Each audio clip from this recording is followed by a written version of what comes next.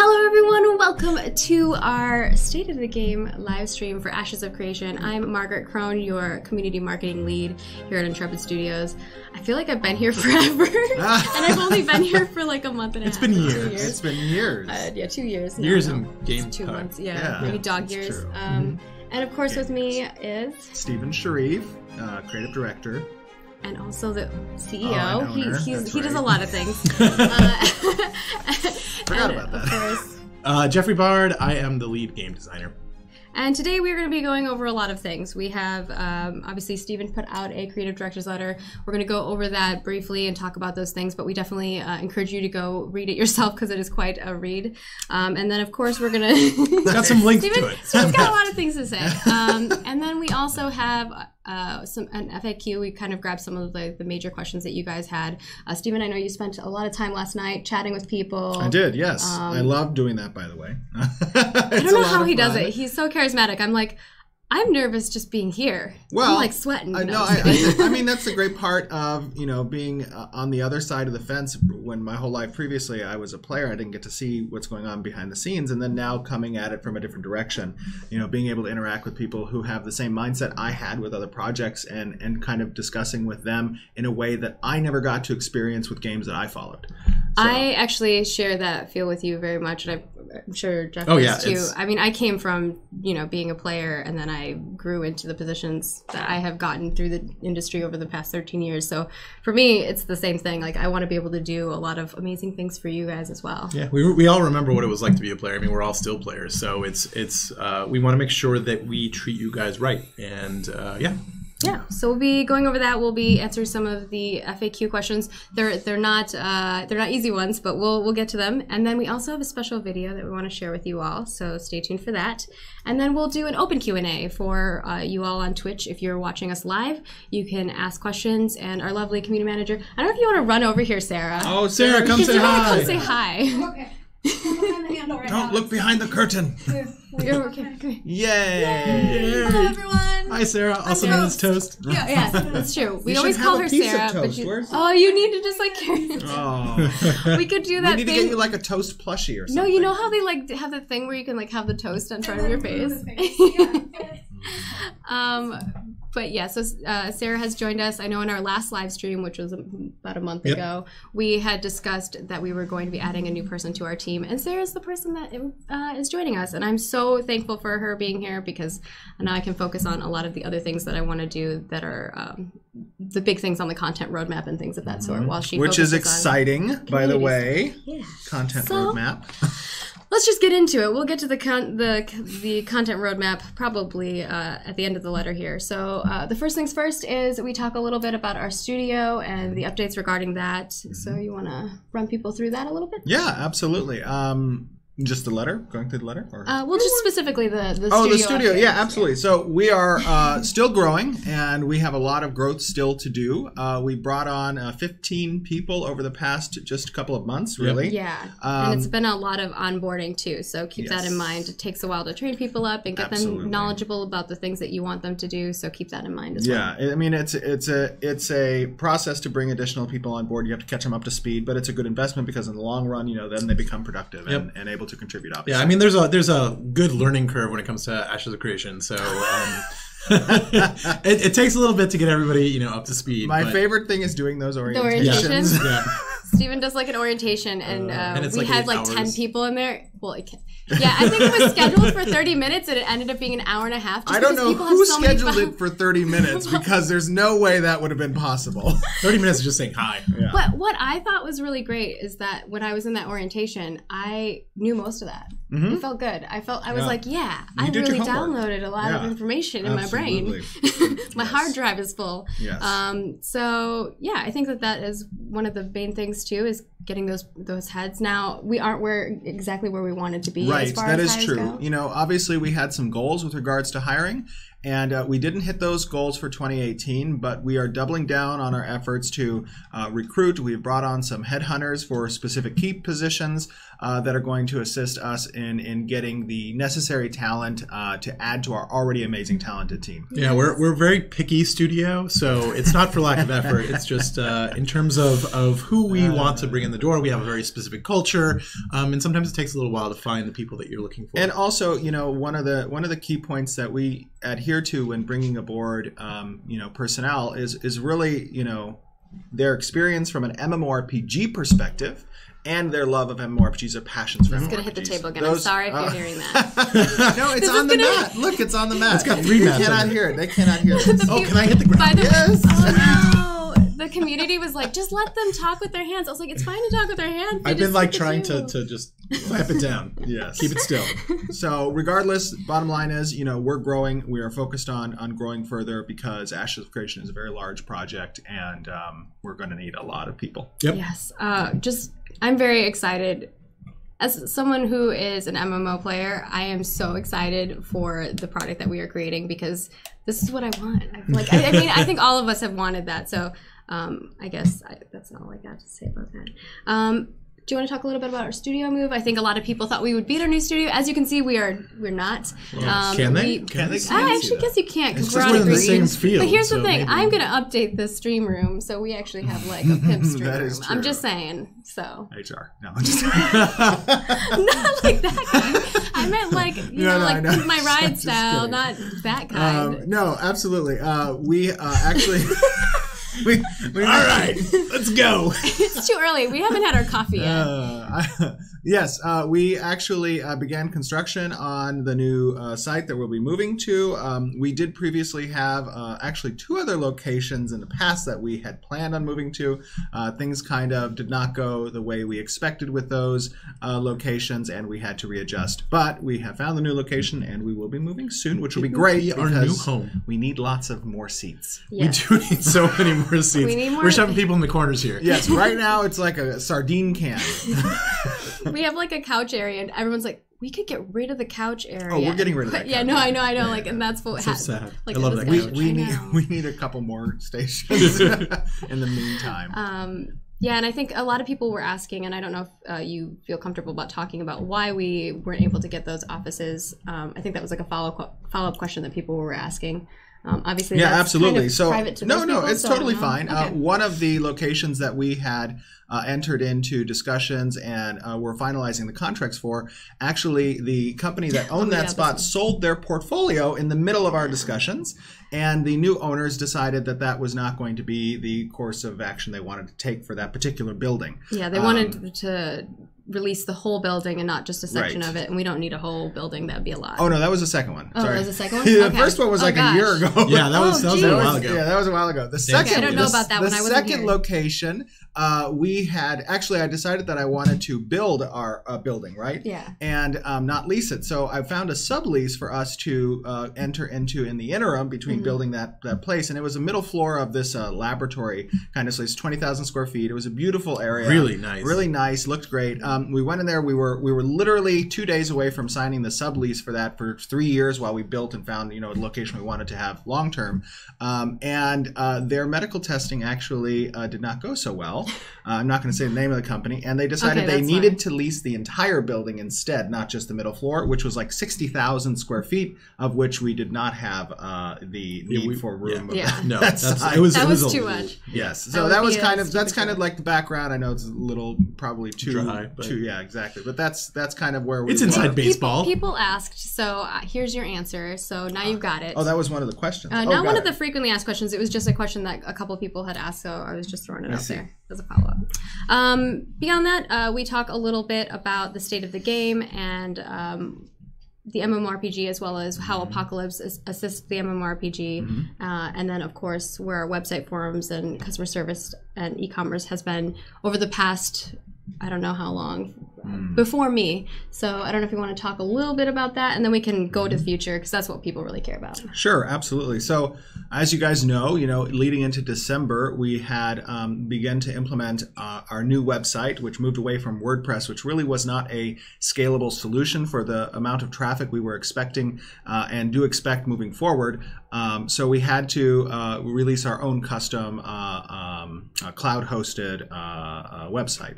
Unfortunately, some of the systems that we had designed with regards to the back end of that website did not stand up against the test of traffic that we saw in December. Yep. We had, as we've said before, we had over 2 million visitors to the website just in the third week of December, and we had to go back and readjust. So we brought on some additional team members. Starting in January, it took some time. I keep looking at the mic.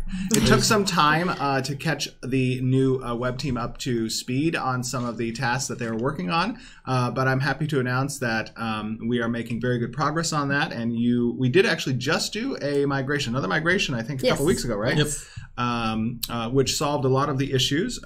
Good props to Craig and Aaron on the team for and it went getting that smooth. done. I think we actually everything came back sooner than we had proposed. I think we were estimating a 6-hour downtime, and it was way less than Right. that. So. In the director's letter, you'll notice that there's a there's a timeline, not a timeline, excuse me. There is a schedule, a roadmap on the things we're trying to complete further with the website, forums, CS, moving forward, and those things should be shaping up pretty quickly. And Toast and I side, we're trying our best to help people with tickets as well, to get those over to our CSR. So, you can always message us. We've been really great about trying to talk to people as much as possible. So hopefully if you have an issue, you can come to us and we can resolve it. Yes. Yeah, part of that whole kind of re-architecting of the website is also getting CS tools and stuff like that up online, so that we can respond to people quicker.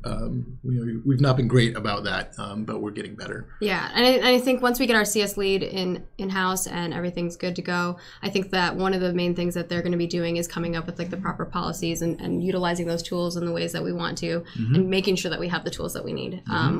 We've already gotten a bunch of tools that have been super helpful to resolving a lot of those issues.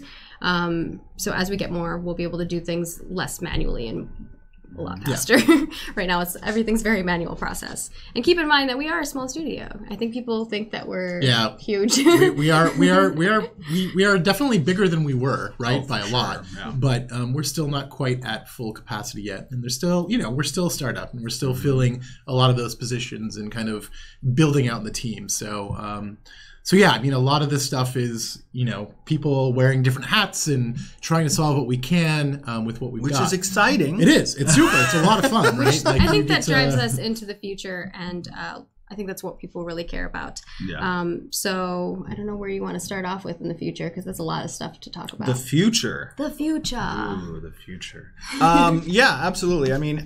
Moving forward, some of the key points for us from a development standpoint with regards especially to the MMORPG is that we were able to take things that we have learned from December and January and February that relate to the back-end systems that are necessary in order to facilitate an Alpha 1 experience for our community. And we have been able to rebuild, focus on the architecture that's needed in order to facilitate the large servers we intend to have for the MMORPG and Alpha 1 specifically, and make sure that experience is up to par with what players expect, what we expect, and what we demand really of our product, our game. Can you go into, because I think a lot of what I heard a lot of questions about regarding that is, what does that mean exactly? What did we learn, and what was the infrastructure issues and things of that sort that we are now moving forward? A lot of it had to do with the population that we want to attain within a single zone or a single area in the MMORPG. Yeah, we want to be able to have massive battles in a small space. And as we've said, our minimum bar expectation is around 500 players on a single battlefield.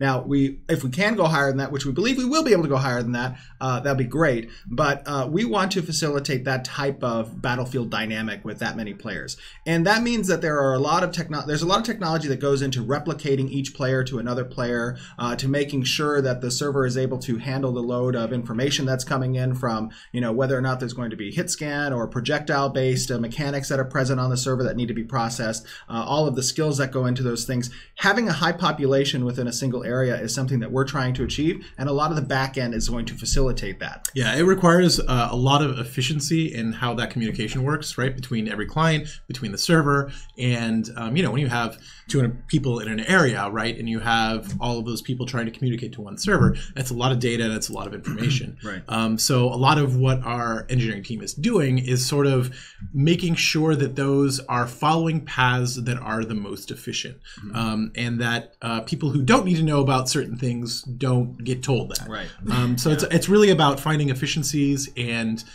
really optimizing what the back end is doing. Right. We need to get an engineer here to talk more specifically about what that means. Just go grab somebody and be like, "You're on stream now." Talk. But I like to think I have a fairly good understanding. Yeah, no, I mean it's I think you need to, right? Yes, absolutely.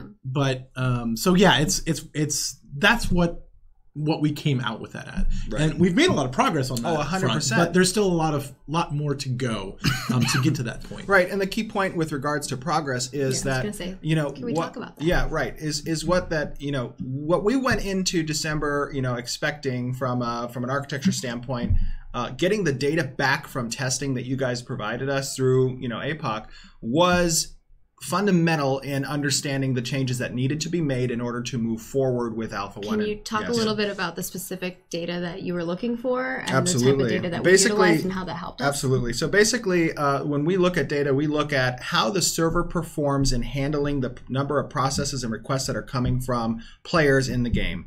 And there's a server frame rate that we look at basically and have a benchmark for that we want to make sure the server is capable of processing at a certain level of performance that is needed in order to facilitate, accurate accounting of damage being done or projectiles being used or whatever. And to make it not feel laggy too, exactly. right? So that's a really important part of it as well. So basically addressing that, we implemented what we call a replication graph, which allows us to kind of segment the population in a single area to specific zones. So where the server is not having to replicate all actions of a single player that might be, 150, 300 meters away from another player. It's not relevant. Right. Or behind a mountain or behind a wall or something along those lines. So, those are the types of systems that we've been implementing as a result of testing that we saw in December, moving forward in order to facilitate what we need for Alpha 1. Okay. Yeah. A lot. Hopefully that works. I mean, there's a lot more, right? Well, we did have a great test with that, though. We did. Right? We had a fantastic. We moved from being able to kind of sort of do 100 players at the same time to really being able to do 200. Yes, and we can do above that, I believe, right? And moving forward, we could probably push it to about 250, probably. Right now. But the key moving forward is that when we take the data we receive from the 200 player test, we're able to refine on those systems, those mechanics that we've implemented, the new code that's been input into that rep graph, for example, and actually push the limits even higher. Right. And there's a lot of data to sift through too, right? So that's also part of the process is going through and finding the pain points that we can solve, right? And that's also it's a lot of work to just go through that data and figure out what we can do. Right. So, and again, it's also a big important part of it is having these live players, right? We can automate all we want, but we will never ever get the kind of data that live players provide. So that's another important part of this whole process is having that live data. Yes, absolutely. And the great thing is, part of with what APOC offered us was also the ability to test our data gathering mechanics, having the design logs implemented into test sessions that we can actually pull information on, what weapons are used the most and how do players die and whatnot. That will be useful in Alpha 1 because we want to test the systems and designs behind what our MMORPG is. And in order to do that, we need to make sure that our design logs are very robust and capable of collecting that information. Yeah, that's a whole nother section, right, of the sorts of things that we're doing sort of here in the background. But I think that helps them because I think a lot of the times when we just say, oh, we're gathering data, the community is like, what kind of data? And obviously we could be here all day listing out the data, but I think giving some examples is very helpful. On the design side, right? I can tell you, we see every single shot every single player makes. We know every ability activation. We know whether those shots landed or missed. We know how much damage they did. And we can take all of that information and create these really cool kind of heat maps over, what weapons are used the most, what weapons are the most accurate, and kind of align those with our core principles and see okay, is this weapon acting how we want it to? Right. Are these things spawning where we want them to? So there's all these great feedback loops that we get, and we kind of refine our design systems off of that. And so it's great. Right. I've never worked on a project where we have this kind of data before. On the community end of that, I think from Sarah, Toast, and we are trying to make reports, and we're doing a lot of reporting on the other side of things, which is all of the feedback that you guys have. So we're sifting through the Discord, we're going through Reddit, we're going through all of our social platforms, and constantly making reports and providing those to the team as well. And a little bit about, to expand more on what Jeff just said, obviously, when we pushed APOC out, it was in order to collect specific information from a design standpoint on action combat and how we could interface that into a tab-targeted system for a hybrid. Part of the design data that you're collecting, both on projectile use and hit scan use, is accuracies when players use those things, so that we're able to kind of determine when we include either one of those action systems into a hybrid combat system, which one are we going to heavily favor based on the accuracies that we saw in gameplay from the action combat in Apocalypse? How hard is action combat actually, right? Yes. We don't want to just kind of put our finger up in the wind and just kind of guess, right? Because that's not going to result in a good gameplay experience. Now we have actual real data. We know how actual players play, and we can use that going forward when we start reintegrating the tab targeting system. So yeah. Steven keeps hitting the table. I'm also a gesticulator, so and I think that on that front, I think a lot of people have asked a lot of questions regarding the action combat in Apocalypse and how that is helping the MMO. And I think you guys really just explained a little bit more of that and why that is so important for you guys. Gathering that data and figuring out because you're going to have both, but you're really going to have to side with one more than the other, right? No, I mean, there's the goal is that if you want to go even Steven, 50% hybrid, 50%, hi Steven, 50% action, right? We want that to sort of be a What's the other viable option? Odd gameplay. Steven? No, Yes, Steven. Odd Steven's Yeah, here with no, us. it's not so much necessarily one or the other, right? It's about how we're able to blend those two tempos together, because tab target and action have very different speeds. And I think that's what the community wants to see is like, how are those two things going to work together? Because Right. that is such a different concept than other products. And that just they've so seen. the community understands, the way that we approach design is we take this data, right? And then each of the designers kind of comes up with their idea of how best to implement basically a hybrid system. And then we take a shotgun approach in kind of creating different prototypes and testing those prototypes in a rudimentary form, and then choosing which feels best applicable to the feel we want and move forward with one or two or three of those things. And then we take it to a testing period, perhaps with the community through Alpha 1 and testing out different designs and ideas behind a hybrid system. Okay. Yeah. All right. And I think the big thing that people have come out of the letter with is the MMO and the dates regarding those. So I don't know if you want to talk on that regard. Yeah, so I think the important thing with regards to dates moving forward is, as we discovered in December and January, there always occurs in development some times where you have to take a look at what you've done and re-architect or basically go back and re-strategize. And I think they were talking about all of that just prior to this, so I think this is a good lead-in. Right. So basically that's what we've done. And, we did announce that originally Q2 was our expected delivery for Alpha 1, and that was a pretty far out projection that we made. And the further, obviously, you go out in projections, the more opportunity there is for some realignment. And we had to realign. So Q2 is no longer going to be the proposed date for Alpha 1 delivery. The delay will not be in a number of years. It'll be in a number of months. However, we are not going to, we give this commitment going forward to the community that when we give you a date, we are going to be confident 100% that we can hit that date, which means that those core systems will need to be complete and stood up in a QA format or setting to where we're confident that that date's going to be deliverable. Yeah. So I mean, that's the best we can do on that front, is kind of letting you guys know that like our core value here is making a quality product, and we want to make sure that we are all happy with what we are releasing, so that when you guys get it, you are happy as well. And also, it's we don't want to have to disappoint people again, right? Like, we know that this is not a thing that everybody is super stoked about, right? Pushing dates is never fun. I feel like the community has been really understanding. I mean, whenever I was talking to them prior to this, I think a lot of people were hoping that we would take our time. Yeah. But we also want to make sure that when we do give you a new date, right, Yes. that it's something that we can fulfill and that we won't have to move it again, right? We don't want to do this again. This is Right. This is. I think the important thing is that the bottom line is this: we are here to create a unbelievable experience from an MMORPG perspective, something that's going to answer the call of the community who share the desires we have as passionate MMORPG players, which means we're not going to have a pay-to-win structure in a game.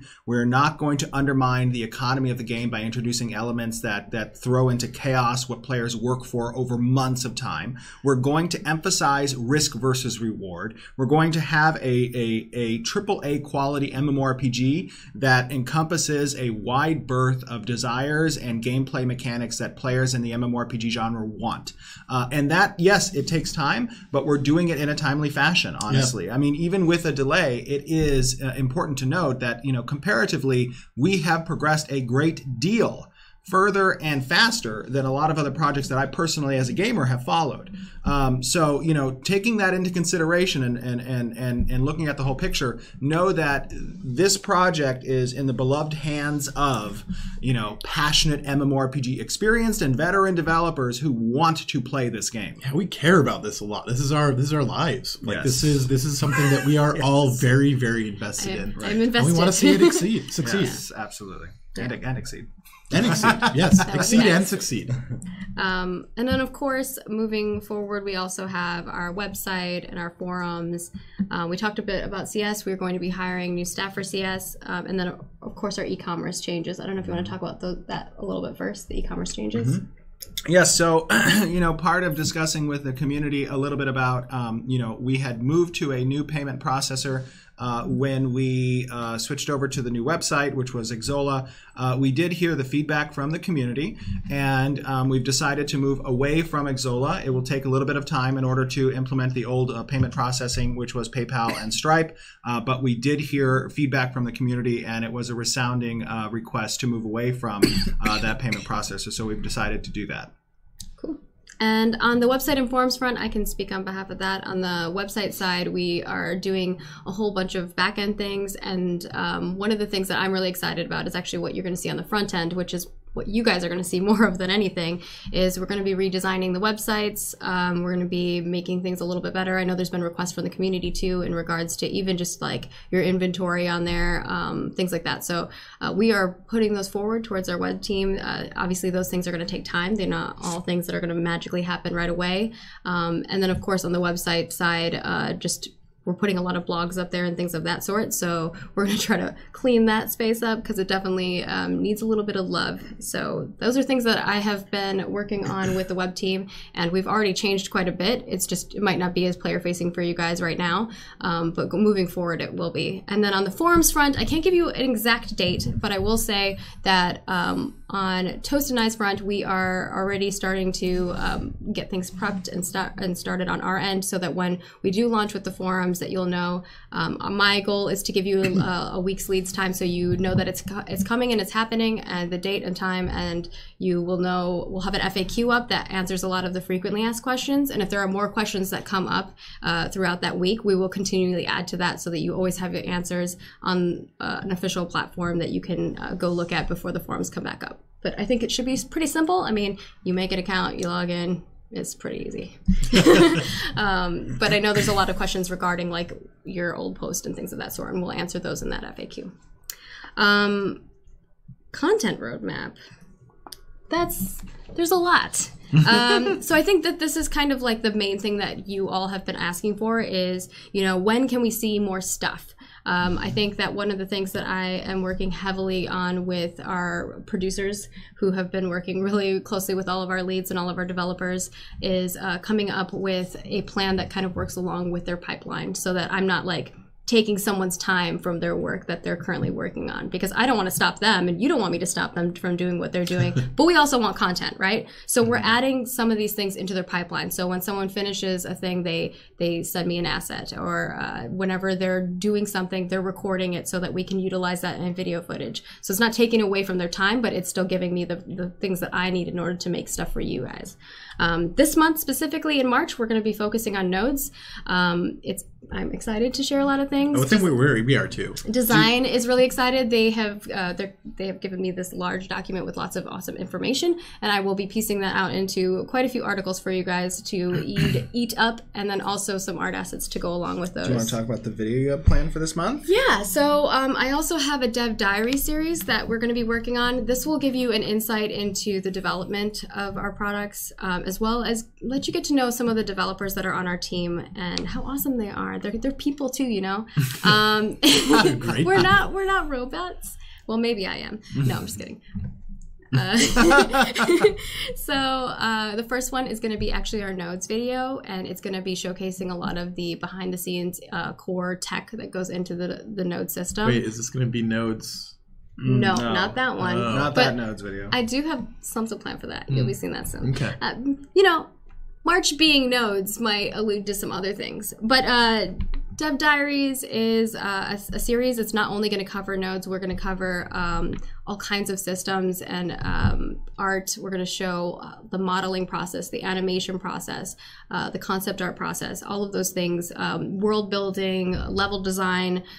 We've already gotten a lot of footage of that stuff, so I'm going to start compiling and making those videos along with Tristan, who is kicking butt. He's working on those, so we'll be releasing those through. We're going to try to release a video every month for you guys in regards to that, on top of the other videos that we might have as well. Yeah, basically that this means with both Maggie and Sarah, we are going to have lots more content for you. I know that's been a problem in the past. I'm pulling at their teeth. I'm like, give me documents.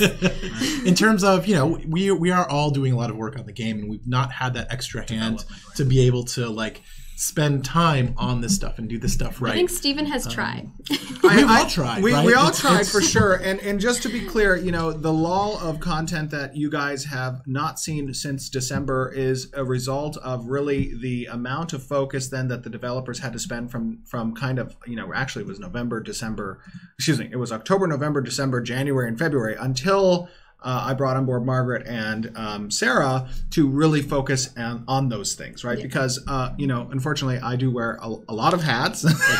1,200 or something like that. And when we were in the thick of the development, you know, my focus and the team's focus was really on developing. Yeah. And it takes, you know, it takes preparation and marketing to take an asset and prepare it to be shown, right? Take it out of editor or take video in editor or what the, you know, individuals are working on and prepare it in a presentable format that's a content delivery roadmap, right? Yeah. And we didn't have that before Margaret and Sarah. It was just when I had the time really to kind of focus on it. And I'm really glad that they're on board now. And keep talking to that mic. I know, and I again want to give a shout out to Sarah, aka Toast, who's in chat right now. She's answering your guys' questions and whatnot, and feeding me some that I'll be asking later. You know, she's been like in the depths of it all, trying to make sure that she answers all your guys' questions and stuff on the Discord. So if you're not on our Discord, come hang out over there. We have a very active community, and when the forums are up, obviously we'll be over there as well. Regarding further in that, we will be doing live streams, obviously, once a month. We want to make them a little bit more obvious of when they're happening, because everyone always just asks when they're happening. Now you'll know. Aiming forward, I think we changed it a little bit, and I updated the article as well. We are going to be moving it to Fridays. We're going to do them at 11 a.m. like we did today, Pacific time. We may adjust that depending on community feedback and what we see when we look at viewership and stuff like that. So keep that in mind. It's not like set in stone, but I think that moving forward, we want you to be able to like know, okay, the last Friday is when I'll be having the live stream. I think that answers that, and we'll upload it on YouTube afterwards. And of course, if you miss anything from the month, we'll be doing a monthly newsletter that will encompass all of the things, so all of the articles, all of that stuff that you guys didn't miss. And then fan art. We've seen so many amazing pieces of fan art, and we actually have a couple submissions already, so you'll be seeing something next week. We're going to be starting to do this every Friday, is Fan Art Friday. So if you have anything for us, you can email them at us, community@intrepidstudios.com. Make sure you read Steven's letter, because it goes over what the requirements are. But if you missed that, we'll obviously send you an email. And somebody in Twitch I saw said, can we get community involved in contests besides art? Yes, there will be more contests moving forward, for sure. One of the things that Toast is working on is a proposal for some contest. So that is a thing that we will be doing for sure. And community events and stuff like that will happen more once we have in-game stuff that we can do. But she has already sent me a couple ideas, and I think they're going to be fantastic. Some of them do require a little bit of dev time, so we're going to have to work with development to make sure that we can do some of those things. But I think a lot of us have been part of communities before. Yeah, we all know what it's like. You know, it's always a lot of fun. Like having like a GM or somebody like pull you into like a secret area and being able to have some fun, and you know, like going out and being in the world and like spawning stuff and doing some cool stuff like that. We all want to do that stuff. I think it's fun, and obviously the infrastructure on that other end is making sure the server doesn't crash when we do bring all those people together. So I think that actually helps us on our community front too. It should. So more people will be able to participate, and that's what we want from this game. So I think that covers all of those things. The only other thing was events and PAX East and GDC, and I don't know if you want to talk a little bit about that. Sure. And then we'll move into the questions and stuff. Absolutely. So, you know, we had previously decided to go to PAX East. However, with recent developments since November, I figured it was best for the team really to stay focused on the development of the game and moving forward with preparations for Alpha 1. So, you know, going to PAX is always a big process for the team because it's basically 2 weeks of development downtime since we don't have a marketing team to manage our booth kind of situation. And really, we take live developers there. Yeah. So that can be, as you know, probably. A week at the event and then a week of downtime afterwards. And plus demoing, you know, we always have to get a demo together, and that takes time. And absolutely. So, you know, we're not going to be attending PAX East this March. However, we will be attending events in the future, and we will give you ample notice in advance for those events moving forward. Yeah, we'll have an article. We'll give you details about it. We'll break down anything that we're doing. So if we're doing a live stream and what times and dates and what kind of content is going to be encompassed in there. We'll also provide you with details on any meetups that we do or what giveaways we'll be doing at events and things of that sort. So for sure, we'll cover as much as we possibly can on those as early as we can. We probably do an announce, and then as we get closer, give you more information on all of the details. But you will know. And then beyond that, we are going to GDC. I think a couple of us are going to be. A few of us are going to be handling business development stuff. So one of the things that I really am excited about is doing giveaway stuff and getting I would love to see a full set of Ashes of Creation, like a headset, keyboard, mouse. Oh yeah, that would not be cool. I think that'd be cool. So stuff like that.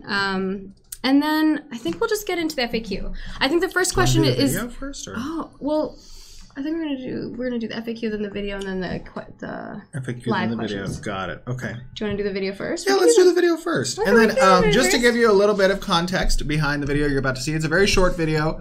But it does give you a look into some of the Castle Siege development, particularly kind of looking at some gameplay perspective. Now, we do use a recording tool when in game in order to take kind of a video that shows you, the players running around and the destruction of the walls, and you're going to see the relic area of the castle, and that's kind of the key objective for the attackers there. I had so much fun. I'm not gonna lie, I was having a real good time, and Sarah was very jealous because she was working on something else, and she's like, I'm so jealous. I'm like, I know, but you need to finish the thing. And for those of you who don't know, context-wise, with regards to APOC, the next stage of development for APOC mirrors what Castle Sieges will be in the MMORPG pretty closely. There's going to be some additional things in the MMORPG, obviously, that are relevant to it. But this gives you an early look at kind of the dynamic that exists between attackers and defenders. I wish we were recording Steven, because he was like, charge, move forward, into the breach. That is true. I do leading us. I have a megaphone when we do these events, and I'm shouting orders, as people are playing. I'm just like, all right, attackers, siege the wall, and it's fun. It was really funny. So it took my previous experience in sieges from playing as a player in MMOs, and it's put it. It's like you're running a guild. It's running, yeah, exactly. So we're gonna toss it to the video. We'll see you guys right after it.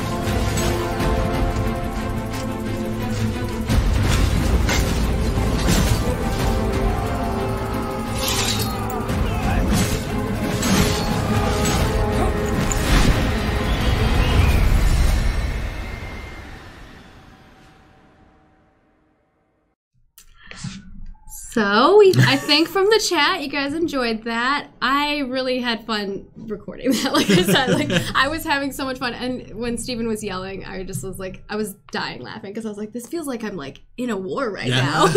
He's like, all right, everybody, attackers, attack. And just to give you a little idea, what you guys are looking at there, you obviously saw some emissive, armors and weapons. Not armors, weapons. Right, just weapons. I wish we had the armors. We do have the emissive armors, but they weren't in the video. They weren't in right? the video. We didn't have it in that. So, it was nighttime in that particular siege.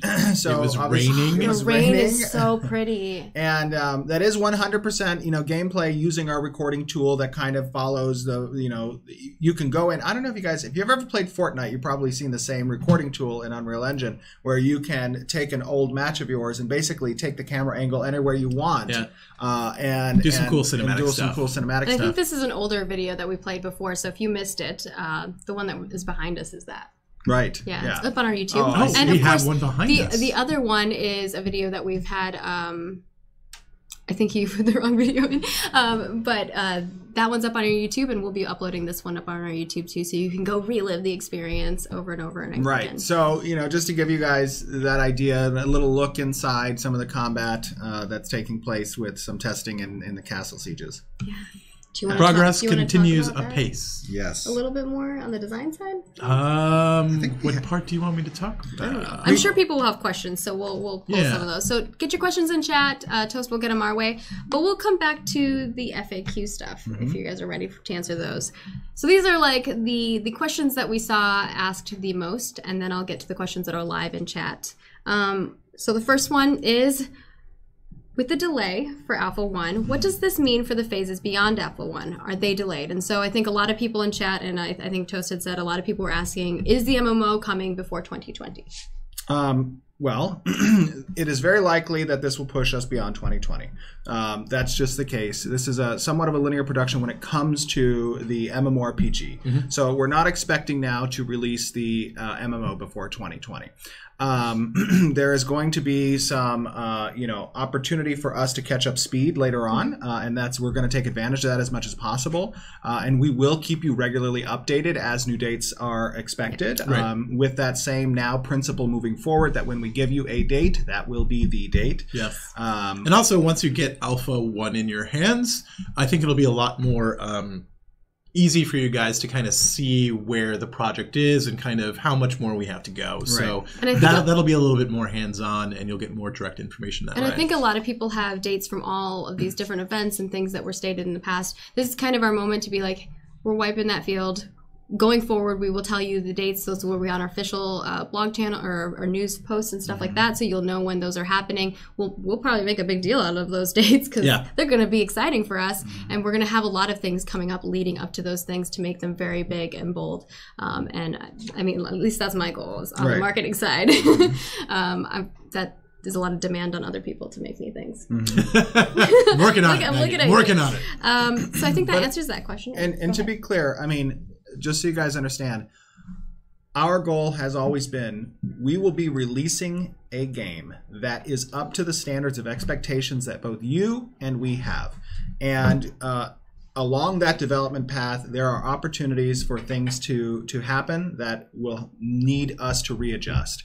And that is acceptable to us because at the end of the day, we are looking towards fulfilling the promises and expectations that we have made for Ashes of Creation, because that's what the end goal is really. And also keep in mind, we're working on really bleeding edge stuff here. So, some of the things we're not just taking off the shelf, right? We are inventing them as we go. I mean, our world is going to be a living, breathing, persistent world. I mean, imagine every time you log in, it's going to be a different place. Yeah. And everyone's experience when they first log in, it's going to be different. It's going to be very exciting. And I think the node system within itself is so in-depth and...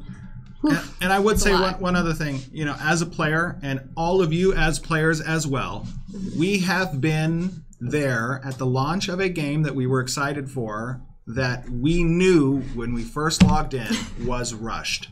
It was released at a time that it shouldn't have been, and it needed additional work. And we are not going to be one of those games. So the focus here is that we are going to make sure this is something that you can be proud of and we're proud of when it's released. Yeah, and I think I've said this before on live stream, but an MMO generally only gets to launch once. Right. And that really determines, that launch usually determines the health of the game going forward. And the life of it, yeah.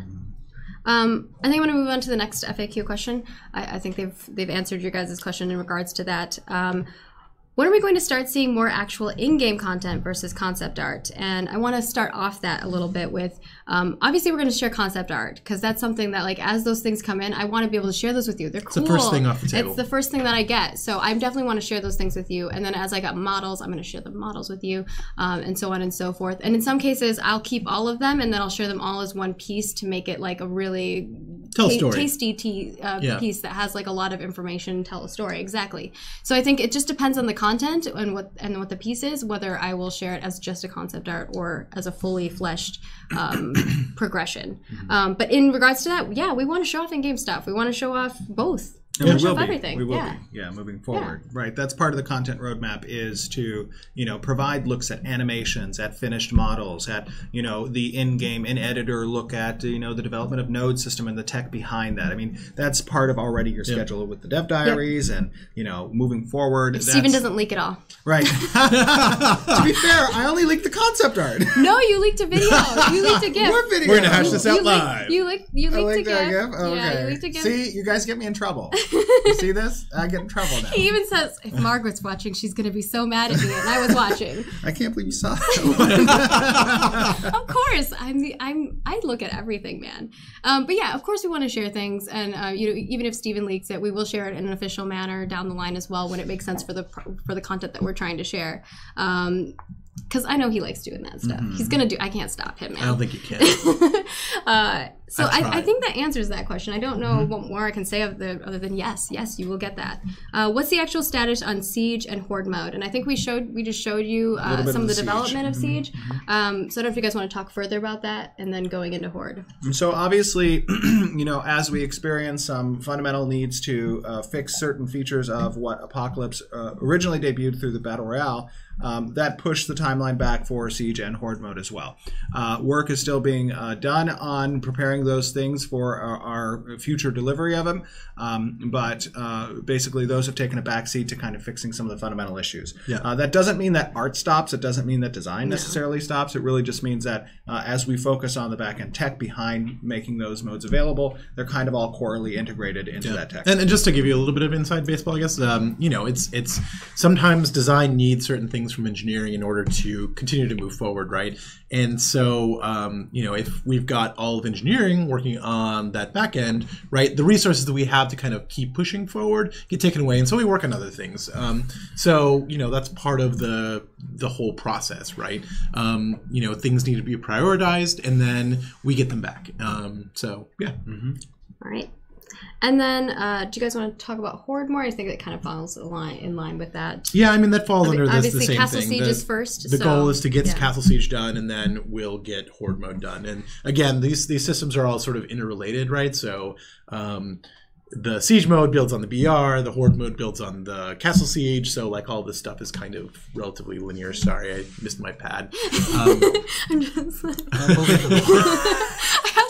It's like a little like animals. Like, I'm gonna bring one of the streams pad. just for Margaret. I'm gonna bring one of those like clapping tambourine Oh, monkeys and just put it on the table. Just let it go. And I'm just like, Margaret, I'm sorry. This is how it's gonna be. I can't stop it. It's nothing You I know can what do. I did move? There were those band hammer things that were on the table. I saw them. I was hoping you were Where are gonna my use band I hammers? moved them away Oh, I need those. for the Dual-wield temptation. band We have them in meetings. It's kind of funny. So moving forward, you guys are asking what's the status of the forums. I think I answered that already previously, but I'll just answer it again, is that we are working on it. I don't have a solid date for you yet, but we will let you know a week in advance whenever it goes live. We'll have an FAQ that goes into all the details and questions, and if you have further questions that we feel are, oh yeah, that should have been added to the FAQ, we'll add it to the FAQ as well. So you'll have a one-stop shop to answer all those questions, but it's pretty simple. It's a forum. You log in, you create your account, you go in. So I think that... we'll cover all the things. Going forward, what did you not? Here's the question. This is worded from the community. Why did you not provide any concrete or specific dates in the letter? I think we talked about. I think we this talked already. a little bit about it previously, but the reason is going forward, we're going to readjust how we give you dates, and the way that we give you dates is once we have those things actually ready and in QA, that's when we feel confident to give you a date that we know we will hit, and that is really so that you can trust that when we say a date, that's the date moving forward. Also, just from I think from an expectation standpoint, it's important to note that I've heard this from the community and I share this sentiment. What we want is quality.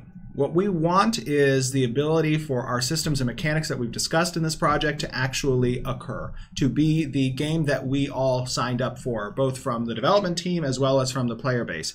And if that takes additional time, then you have expressed and we have heard, and we share this feeling that so be it. It will take that additional time. So our focus right now is not necessarily driven by hitting a date, as it is by hitting the quality of expectation that you come to expect from what we know is going to be the next biggest MMORPG, Ashes of Creation. Cool. I felt like I was like, Yeah, I feel like you're going into guild leader mode again. I'm sorry. No, it was good. It was good. I felt inspired. Sometimes I was going to go charge. I don't know why. I feel like after this, I'm Well, it's because you care a lot. lot, right? Like that's Yeah. that's where that comes from. So. And I think we all do. And obviously this isn't going to come off in text as easy as it is in a video format. And so that's why we really wanted to cover everything in a video as well. And then this next thing is, will we continue to see cosmetics on a monthly basis? And if so, are they only going to be concept art? I'm sorry, what was the question? Steven! Steven's looking at his phone. I'm so Stop. sorry. This is why I told him he can't have his phone, and he still I brought was it. looking at it. Questions through. I know. Will we continue to see cosmetics on a monthly basis? And if so, will they only be concept art? Yes. So, first part of the question: will we continue to see cosmetics on a monthly basis? Yes, we will continue to do so, and the reason for that is because since Kickstarter, we made this promise to the community that up until launch, we will release unique cosmetics that the opportunity for you to purchase is available. These are obviously no power items; they aren't pay-to-win mechanics. They're just skins. They are for your, skins that are available, mounts and they take very little resource time to show you through the concept art. However, what we are going to be doing moving forward is introducing that pipeline into the character creation team so that you'll be able to see models of the actual cosmetics available, and the kind of presentation will move away from concept art and into modeling. We heard you. Yes. Yes. And now we'll just start grabbing questions from chat. So toss those into chat, and then Sarah will be feeding, aka Toast, will be feeding them our way. I already have a few, so I'm going to start reading those off, and we'll try to answer as many as we can because I know we don't have as much time here. So this is answer quickly. All right, we'll do our best. Gentlemen. No, not Santi. I thought it said not salty at first. Not Santi said, we know from a previous info that name reservations will happen during Alpha 1. Now we know they will be per server per account. Does this mean we need to pick a server as early as Alpha 1 and stick with it if we want to keep our reserved name? Or can we choose a server after release? So there will be an opportunity that we will release the initial server names for launch. And upon the release of that information is when we will also implement the ability for our name reservation individuals to reserve names on specific servers. For Alpha 1, that I don't remember we ever said that it was going to be necessary for Alpha 1. But I don't know why it would be for Alpha 1 because those are test servers. We may have meant like around that time, but yeah, those servers aren't going to be live yet. So okay. I'd have to revisit that. Let me double check. It's really just going to be around when we release the initial schedule of servers for live launch. At that time, which will be months in advance, you will be able to select a server and reserve a name on that server. Yeah. And you'll have the opportunity to talk to your guild, and kind of organize and all that. So. And we'll give you advance notice on when the reservation day will be, and give you that opportunity. Yeah, and I think normally with name reservations in the past that I've done at companies when I've launched games is we usually give like an FAQ and how that process works so people know, and obviously giving people advance notice about it. And usually it happens like, months ahead so you can grab those names. So if you don't grab it in that time frame, that's on you. Yeah. So I'm going to apologize for names, first of all. When I read these names, I might not read them perfectly. Because I feel like this person's name is probably OG Clarence, but maybe it's Og Clarence. I don't know. Why is the currency called Embers? I think that's a cool question. It is a cool question. It relates to the history. Yeah, it really comes down to kind of the core concept and idea behind who the goddess of creation is, and how embers and ashes are correlated to the rebirth and death of a phoenix, right? So to speak, and utilizing what is present in the energy of that soul that the phoenix represents. Yeah. Those ashes, those embers play an important role in establishing that sustenance of their soul. Yeah, we wanted to really make sure that the whole thing is themed, right? Like our whole presentation of this game feels like it's sort of in lore, and so we tried really hard to kind of keep a lot of that stuff kind of in character, including that currency, just so that you're always feeling like you're touching a phoenix at some point or another. And something I want to do with like the branding of the webpage and things like that is bring that vision to life and bring that story to life. So we'll see how those things look as we get closer. I'm looking for a senior graphics designer. If you are looking for a job, come check out our jobs. intrepidstudios.com/careers. Anyways, our next question is from Domini10001 saying, will epics be epic? Unlike any other MMO in the market, will items actually feel rewarding and act as a goal for players to achieve? Yes. The goal, well, okay, so it depends. We haven't really named our tiers yet. We do know that there will be legendaries, those will be one-off items, and those will be seriously epic. In terms of sort of the power scale of other types of tiers of items, obviously, we want crafters to be kind of responsible for creating kind of these awesome items. And it's more about how the crafter creates those weapons and armors and equipment that will make them feel epic or not.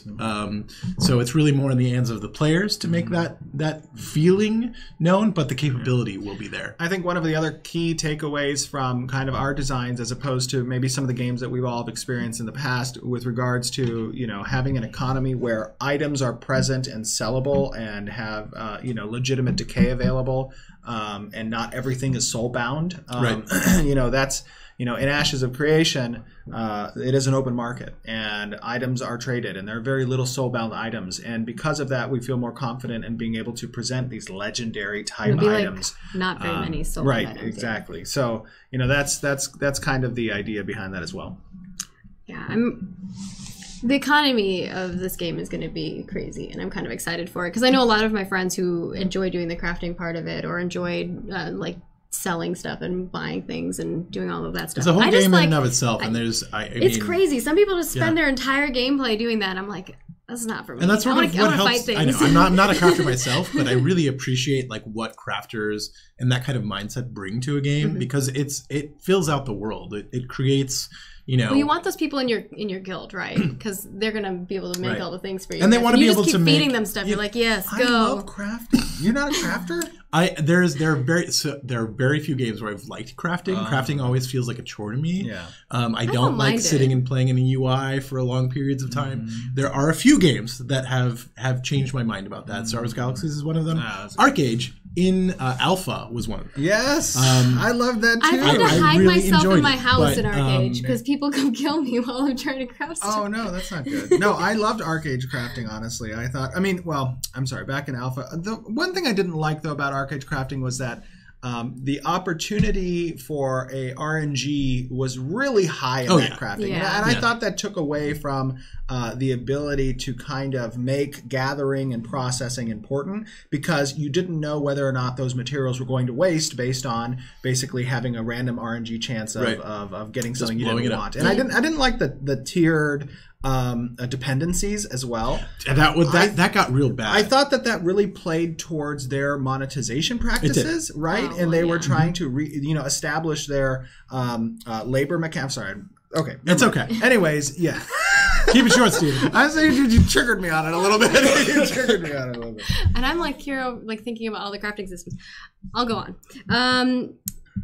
Our next question is, I lost it. Okay. Pacha TV. I'm sorry. Pacha. Names are hard. Will we have roleplay tools for chat in-game, like custom text emotes /E or /ME, where you could do like /dance or we are probably I grab your hand, I can't tell you exactly what tools we're going to be giving you guys, but we are definitely going to, like, our system is built around the idea of role players being able to role play, right, and giving them the tools to be able to do that.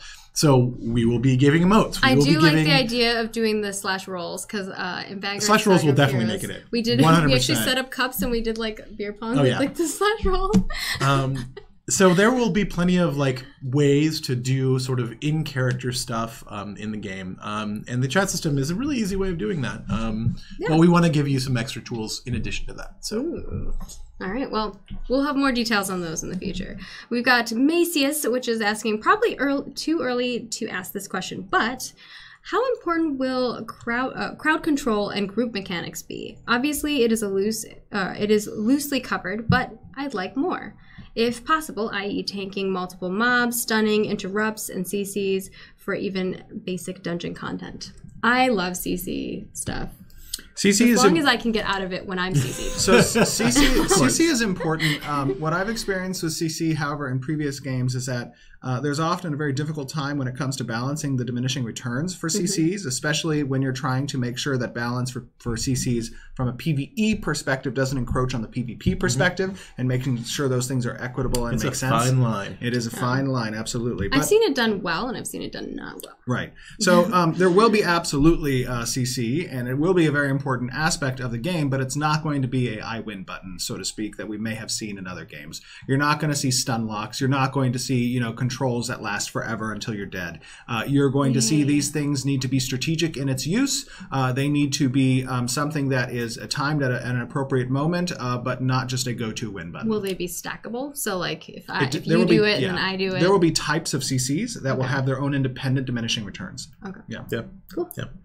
All right. But in terms of dungeon content, right? Like that's going to be an important part of it. I love CC classes, classes that are sort of based around manipulating and modifying the battlefield so that the encounter is easier, right? And so that will be an important part of that experience, based on your group makeup. Mm-hmm. So, all right, and yeah. Not only just your group makeup, but like the classes and subclasses that your group chooses to make. Our next question is from Mr. Quantum Observer, and they want to know, in Siege mode, will there be captains, people to designate as leaders to help focus people? So there are group leaders, and reminds me of like natural selection. Almost. Yeah, and the group leaders will have the ability to set waypoint commands and like kind of map locations. We're talking about Apocalypse? Or we're talking about Apocalypse. Okay, yeah. So they'll be able to set those things. And then additionally, those group leaders will... We could talk about both. You could say what it's going to be like in Apocalypse versus the MMO. Well, in the MMO, you're going to have custom raid formations that you'll be able to utilize. And each group captain will be able to have in-game voice over IP for their party specifically, or be able to be flagged by the raid leader in order to speak to the raid, should the raid leader want that. With Apocalypse, you're going to have inter-party voice over IP, and not with the raid itself, but you're going to be able to establish kind of waypoints and whatnot as well. Okay, cool. I hope that answers your question, Quantum. Our next question is from Seven Big Baba. Wants to know, Q, will... question, yeah. Will there be RNG when we upgrade our gears? So when you upgrade gear, will it, like if you enchant it or augment it or something like that, will there be an RNG element to it? There will be some RNG elements. We obviously don't want to make the enchantment system or even the crafting system itself kind of be a static, way forward. It's going to be more heavily relied upon for gathering resources and preparation of the recipe and whatnot, but we do want to include an element of chance, and in that chance kind of keeping things interesting, right? For the crafter and for the community. Keeping things but interesting. a lot of that RNG that you see in other games is really intended to take money from players. Yes, exactly. Right? And since we don't have that, we're not kind of relying on that to generate our revenue. I think our world does. We're not going to be built around that kind of sort of exploitive kind of mechanic. Right, so, absolutely. I think that's the important part is that, a lot of other systems where you describe RNG, it is a RNG focus, right? And it's not there, so you buy something off the marketplace to reduce those chances. And it's a gold sink, right? Yeah. I mean, that's really the reason. They want these resources to be wasted and pulled out of the economy because they can't find a better way to do a gold sink. Right.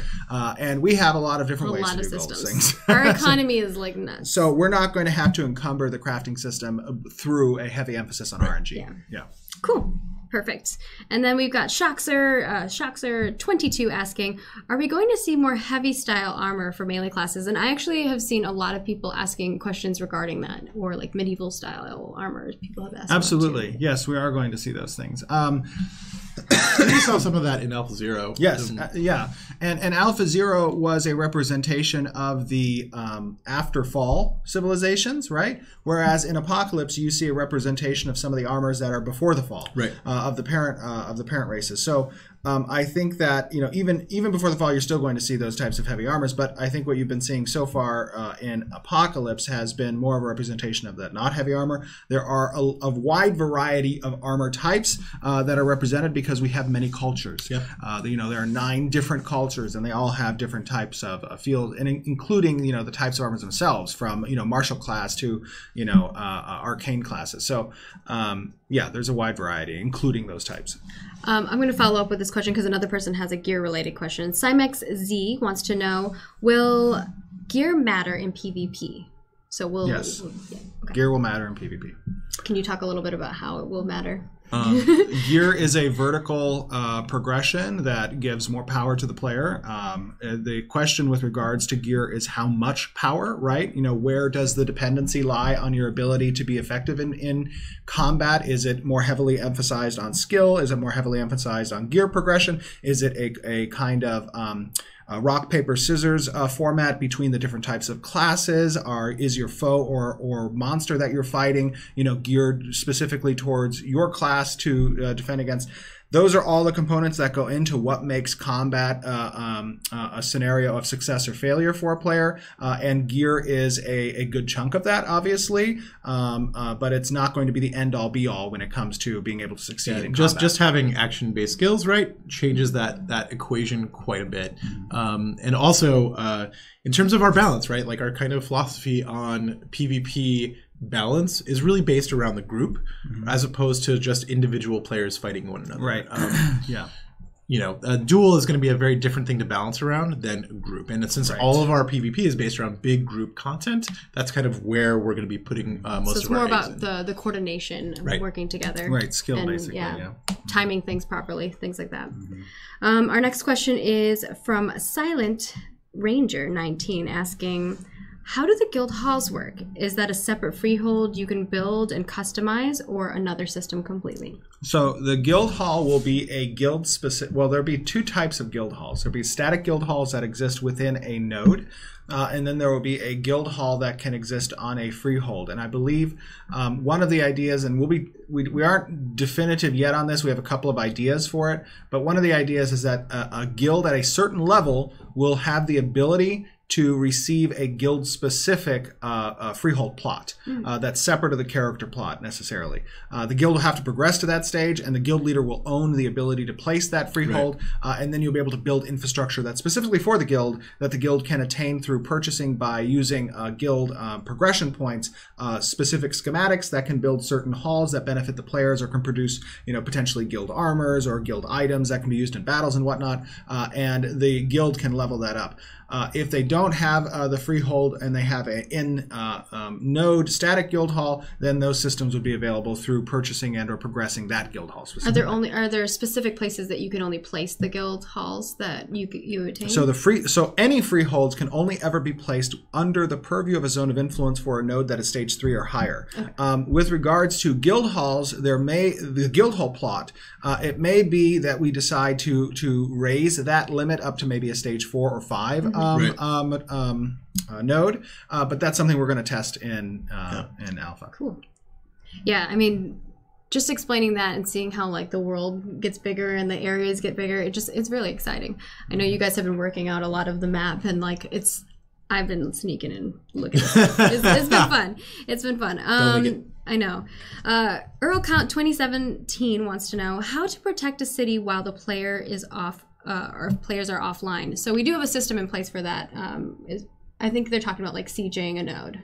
Yeah. So when a node is, there's a period.